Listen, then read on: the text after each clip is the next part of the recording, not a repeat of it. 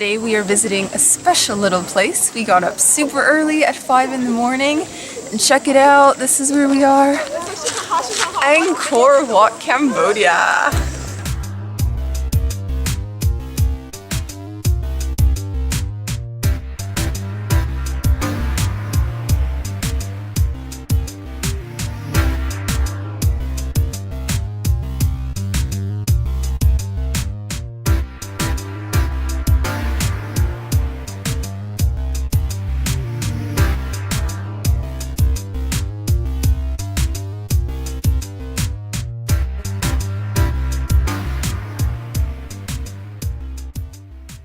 Inside Angkor Wat, and this is the largest religious structure in the whole world.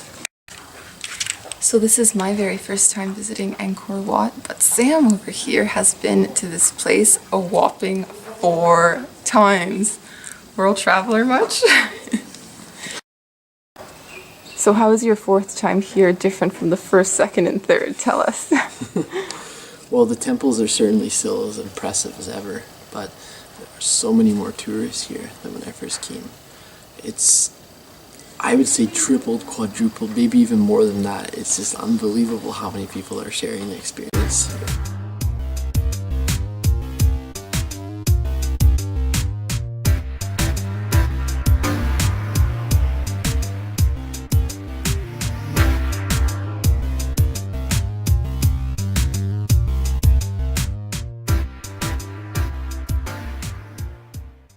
So this is actually a Hindu temple that was dedicated to the Hindu god Vishnu, and the temple was built by a Cambodian king who helped unify the country and to also spread the Khmer influence across Southeast Asia. One of the most impressive things about this temple here is actually the massive moat that surrounds it.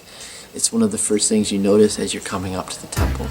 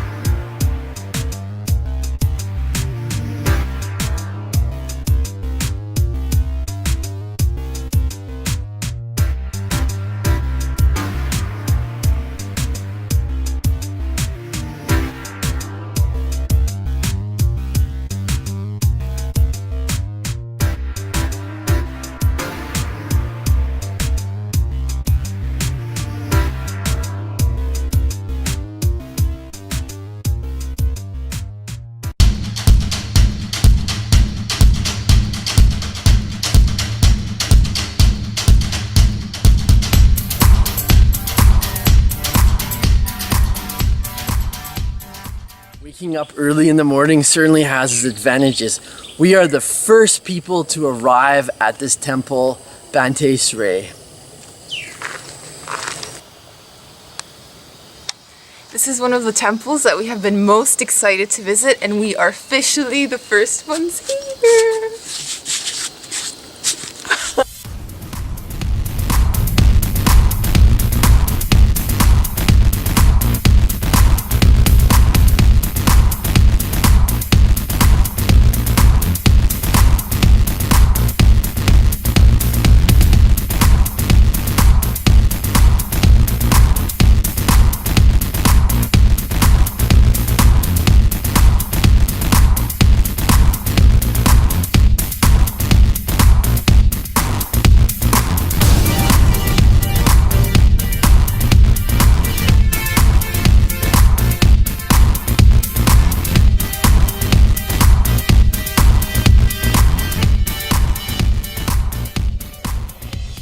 Here we are inside the temple.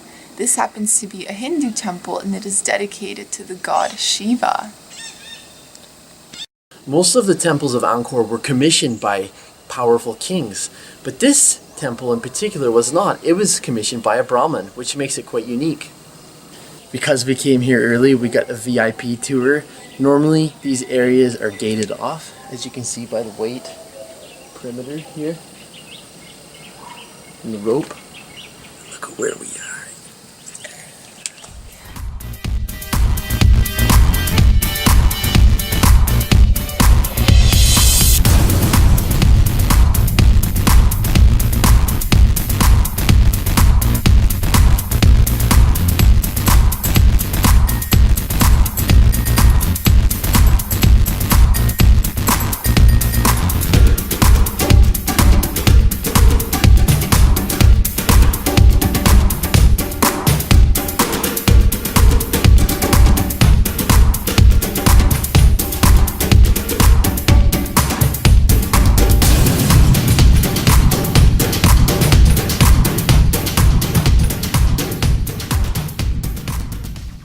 Advantages of being the first on site can't be underestimated. I mean, anything to avoid those package tours is a good idea.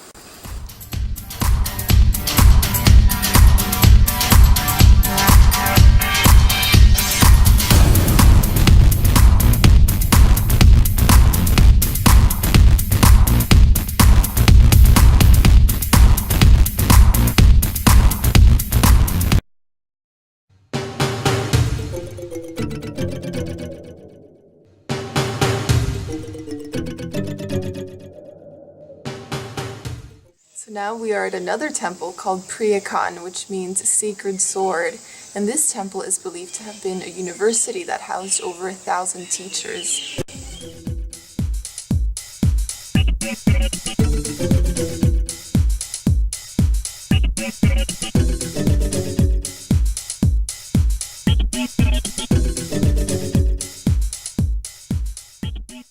Here is one of our favorite temples. The reason why we really like it so much is that it's just not overcrowded. Like, we've come here, mind you, we've come early in the morning, but there's hardly anyone here. And it has that kind of eerie feel to it, similar to Prohm, but without all the crowds. So you can be walking through and you feel like you're going through a maze. It's really quite fascinating.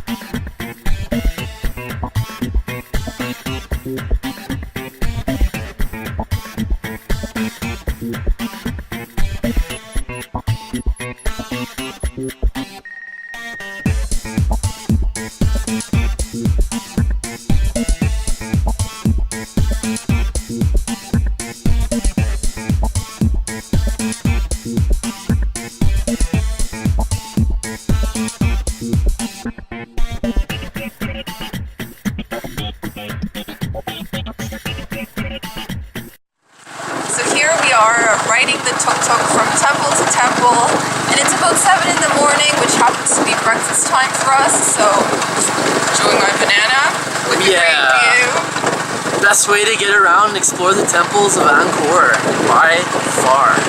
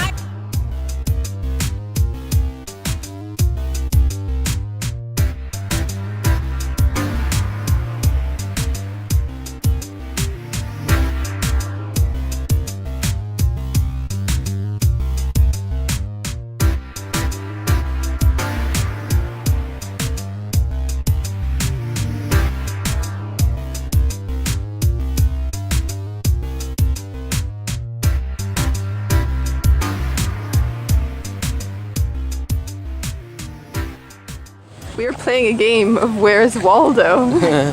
Where's our Who's our Waldo? There's a lot to choose from. But we can't seem to recognize him. He's got to be somewhere.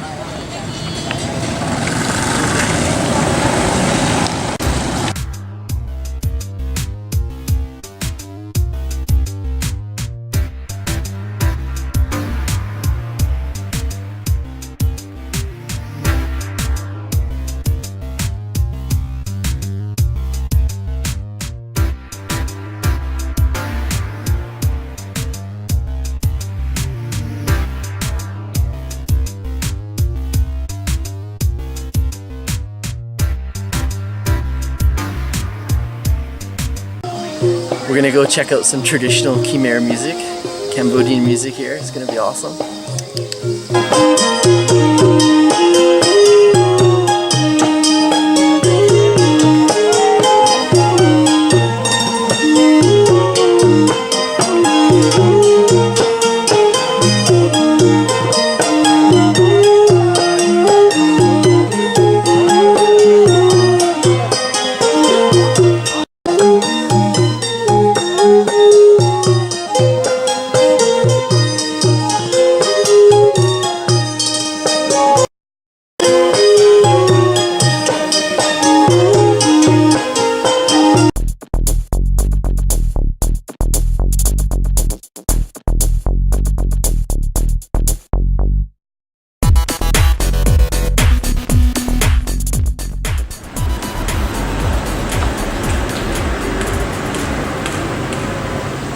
Today we are outside Siem Reap and we are exploring the temples of Angkor, starting with Angkor Thom. The most fascinating thing about Bayon are the cold faces that have a hint of a smile.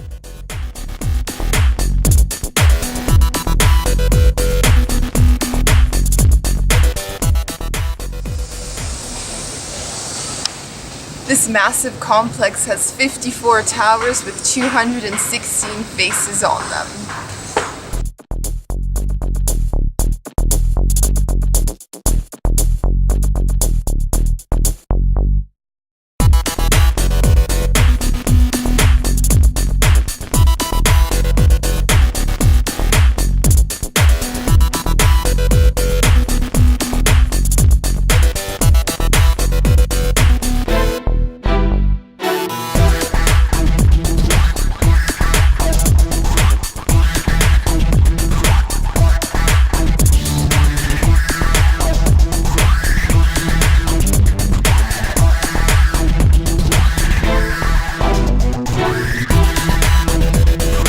We are now visiting Prohm, which is a Buddhist temple where the jungle just dominates the architecture.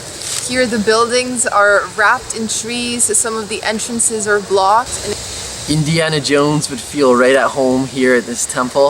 In fact, it was used for the set of Tomb Raider, starring Angelina Jolie. It's decaying, it's crumbling, but it's a great place to explore. This is an example of nature taking over the temple. Here you have this massive tree that's just straddling a wall, really. Some parts of the temple have been completely destroyed over the centuries, which actually creates quite a fascinating atmosphere.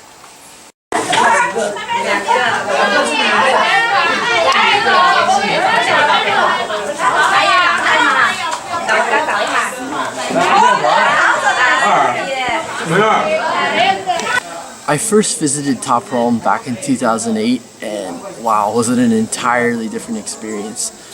There was hardly anyone. I was able to walk around without, encountering mass crowds. It's completely different this time. And instead of sort of lamenting about it and, just getting really negative and down about it, what I've been actually doing is just taking a lot of time-lapse shots. I'm using the crowds and the people as sort of a backdrop for filming. And that's what I'm going to do throughout this entire time that I'm here exploring the temples of Angkor.